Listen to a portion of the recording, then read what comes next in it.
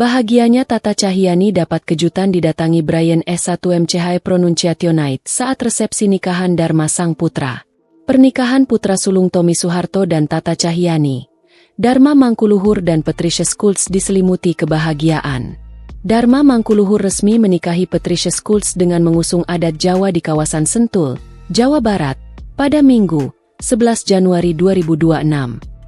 Salah satu momen manis dari malam resepsi adalah ketika Dharma memberikan kejutan untuk ibunya, Tata Cahyani. Dharma mendatangkan penyanyi Brian S1MCH Pronunciationite spesial untuk menyanyikan lagu yang dulu sering didengarkan ibunya untuk Dharma. "Aku harus lakuin satu hal spesial," ucapnya dalam video yang diunggah ulang Tata di akunnya Tata Cahyani. "Satu yang paling penting, aku mau bilang makasih ke mamaku." "Di mana mama?" ucap Dharma mencari ibunya. Setelah Tata muncul di samping Patricia, Dharma kemudian menyampaikan arti penting dari lagu Back at One, milik Brian S1MCH Pronunciationite. "Ketika aku nggak bisa tidur, ada lagu yang dinyanyikan untukku," ucapnya sebelum menyanyikan penggalan lirik dari lagu hits tersebut.